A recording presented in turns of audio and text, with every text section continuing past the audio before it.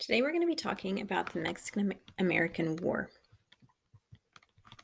After Texas was annexed into the United States, many Texans wanted to join the United States.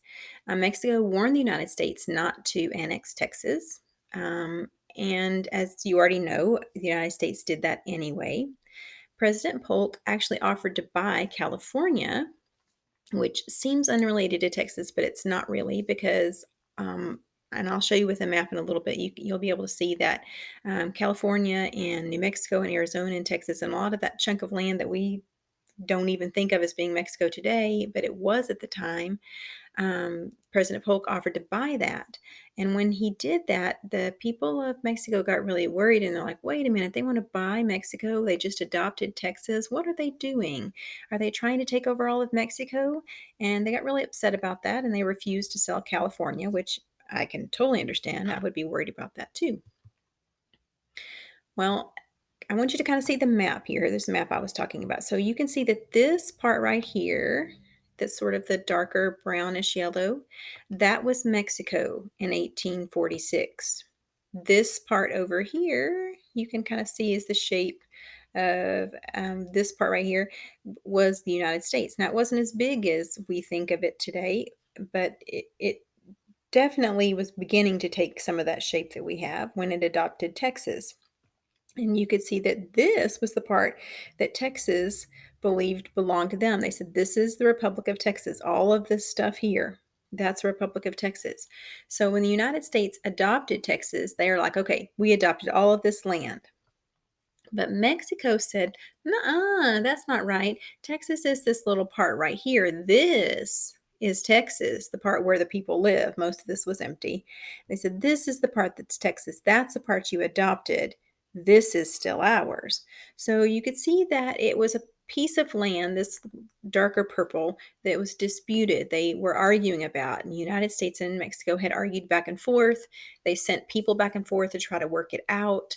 Mexico had even said, hey, we'll sell this little part to you. So there'd been in negotiations about that disputed part for a while after Texas was adopted.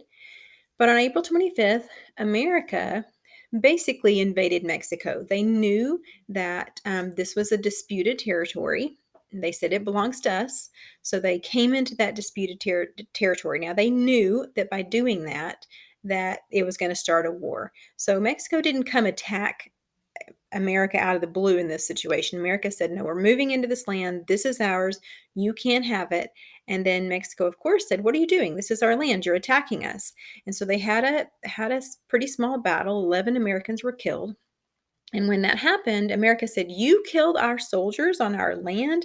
No, this is war. And America declared war against Mexico. American armies moved into California, New Mexico, and Texas to defend those territories. And California and New Mexico pretty much surrendered right away. We're not going to be a part of this. There really weren't that many people living here. And the people who were here said, okay, we give up. We don't want to be in this war. So then the main part of the war was against this part of Mexico and the United States. Some of the major battles and major things to sort of note, the Mexican-American War, some of the important kind of people were Zachary Taylor. And probably next year in fifth grade, you'll learn that he was a president of the United States. And we've talked about before that a lot of times, if you're like a major military hero, you might be elected president. And so Zachary Taylor was the leader of our troops during this war. The leader of the Mexican army is someone you remember, and that is Santa Anna, who was again president of Mexico at this time. And he led an army of 20,000. They both met near Monterrey in 1847, and Santa Anna retreated. Now, speaking of Santa Anna, there's sort of an interesting thing that happens during this war. Between the Texas Revolution and the Mexican-American War, that's about 10 years between the two, Mexico had some problems with France. And during a battle with France, Santa Anna's leg was injured and he had to have it amputated. So during the Mexican-American War, he had a wooden leg. During the Mexican-American War, he actually, in a retreat, he left his wooden leg on the battlefield. And that wooden leg was picked up and it was taken to a museum in Illinois. I am so sorry that says not It is not in a museum in Illinois. It is in a museum in Illinois. Now, we don't want it to be. Texas is always trying to convince Illinois to please give us that leg. We would really like to have Santa Anna's leg after what he did at the Alamo. We would like to have it.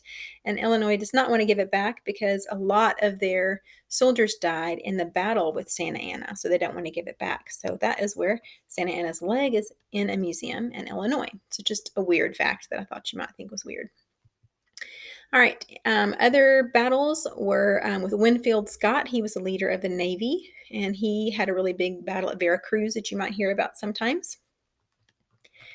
And this is the battle that you don't hear about. So a lot of things about the Mexican-American War we don't hear about in history class. You don't see lots of like movies in the movie theaters about the Mexican American War. We don't really like to talk about it a lot because for one thing, we kind of started it.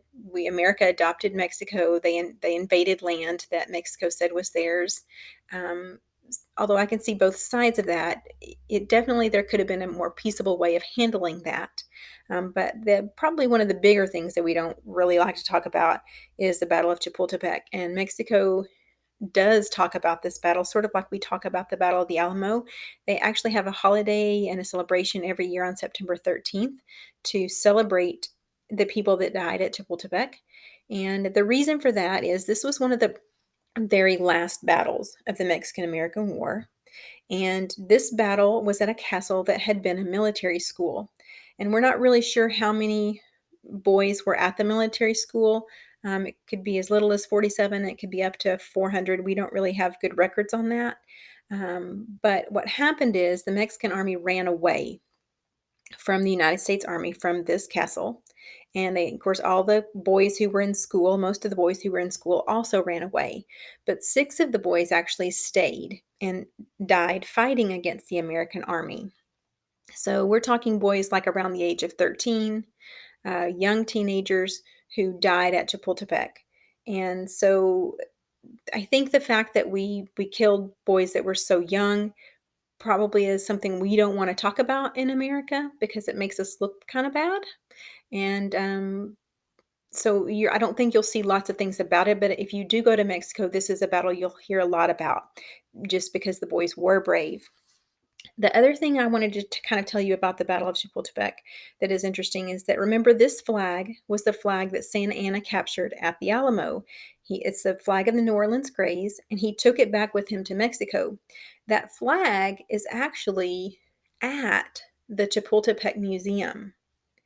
So in a way, it's sort of like they're like, okay, yes, we kill all your people at the Alamo, but look what you did here at Chapultepec, and we're keeping your flag. So I don't think they'll ever give that flag back because that's where it is. But anyway, that's just a side note about the flag. So the war ended in 1848. At the end of the war, Mexico made an agreement with the United States. They said, all right, you can have a bunch of our land and you can give us $15 million. So basically what happened at the end of the war is what America had wanted to happen to begin with. Remember, before the war, they had offered to buy land from Mexico, and Mexico had said no. So at the end of the war, America said basically, we're not ending this war until you agree to give us this land. That's going to be our condition. So at the end of the war, Mexico was kind of forced in a way to sell their land, this part in yellow, to America. And that ended the war. Now, the reason that's important for us is because that ends the dispute with the Texas land. Mexico says, all right, this is your land, and so is this. You can buy that part. And that actually opens up America to what it looks like today, more of what it looks like today. So at that point, America begins to go from one ocean, the Atlantic Ocean, to the Pacific Ocean. And there's a little piece up here that America didn't get that's part of Oregon today, but we did get that at that point. And that, in America's eyes, fulfilled something they called manifest destiny. Many people in the United States believe that because they had the best government and culture in the world, they had the right and duty to control all of the lands from the Atlantic to the Pacific.